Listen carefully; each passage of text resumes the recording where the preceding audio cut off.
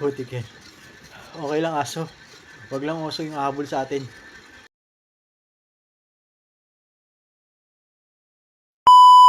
Yo, what's up mga idol? Welcome ulit sa panibagong episode ng ating vlog.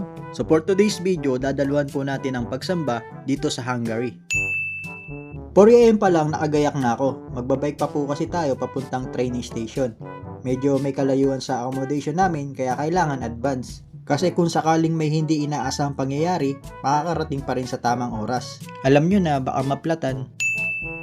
Sa may kasabay pala tayo, ang Canorville, siya pala ang nagturo sa akin ng dako. May mga oras ang pagdating ng train sa station. Hindi pwedeng malate, hindi kami hihintayin. Pag hindi namin naabutan yung oras ng biyahe, yung kasunod na schedule na train ang hihintayin namin.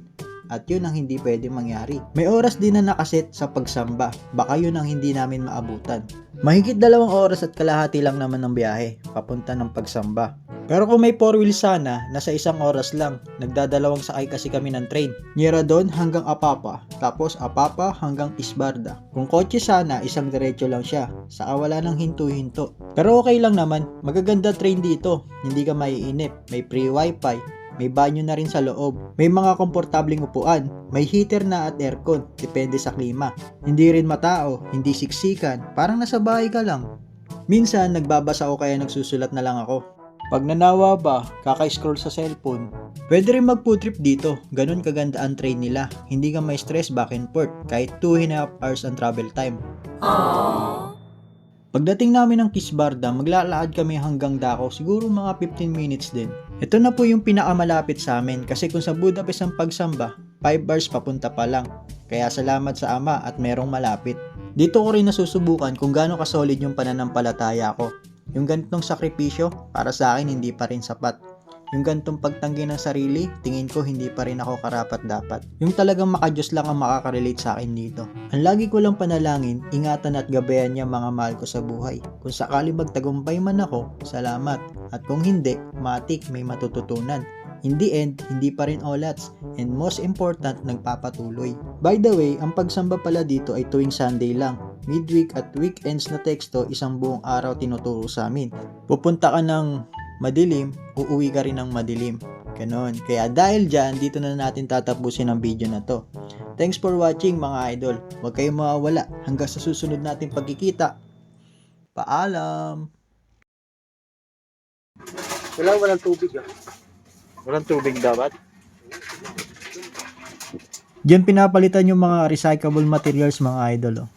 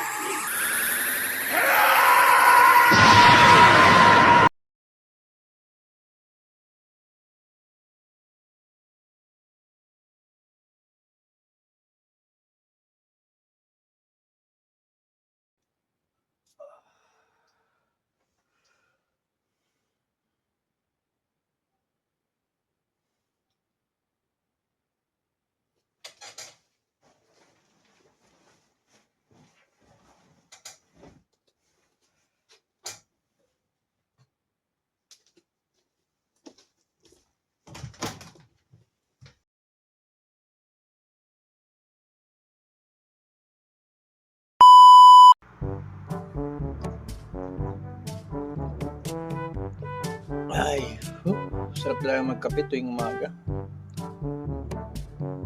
So mga idol, for today's video, samahan niyo po pala ako magbenta ng aking kalakal. Kasi ang dami na po ng naipon ko. Tara, samahan niyo ako. Dito sa tinutulugan namin, nandito yung basement.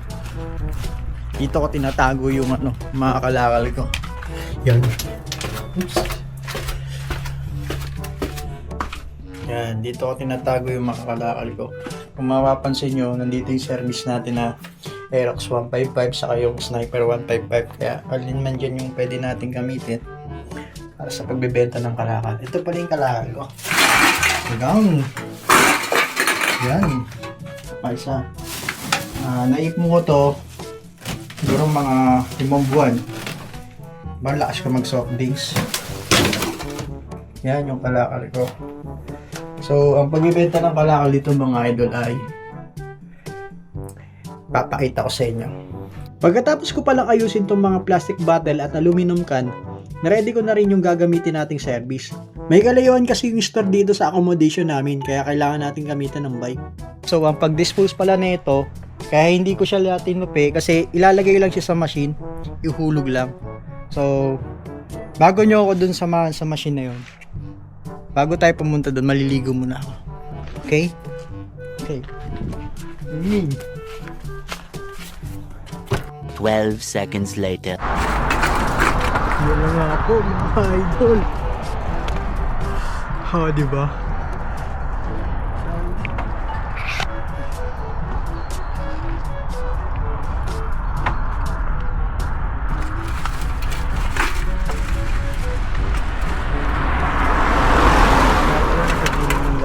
Ganyan. 12 minutes na pagbabike mula sa accommodation namin hanggang dun sa store na sinasabi ko na nangongolekta ng recyclable materials. Kung lalakarin ko yun, naabutin ako ng mga 1 oras, kaya the best talaga kung may sasakyan ka dito. Probinsya na kasi itong pinagdestinuhan ko. Dun nga sa tinutuluyan namin, may mga kapitbahay nga kami pero parang wala naman nakatira. Ako lang ata maingay dun eh.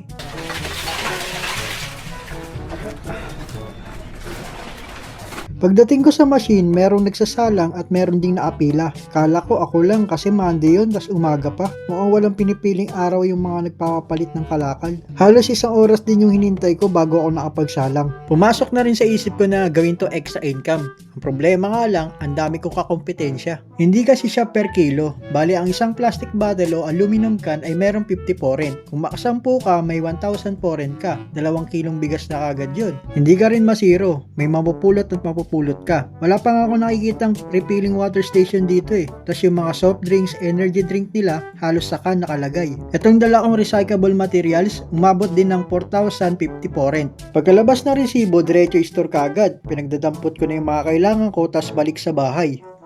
So yun mga idol, nakawin na tayo sa ating accommodation. Ito pala yung pinagpalitan ng ating kalakal. Yan. So malaking bagay din yung kalakal na yun kasi itong pinagpalitan niya, mga ilang buwan din gagamitin yan dito. So mga idol, dito na natin tatapusin ang video na to. And yun, thanks for watching mga idol, lalo na dun sa mga suportang tunay. Maraming salamat po. Abangan nyo po yung mga susunod kong video. At huwag po kayo mawala hanggang sa susunod nating pagkikita. Paalam. See you, Astog.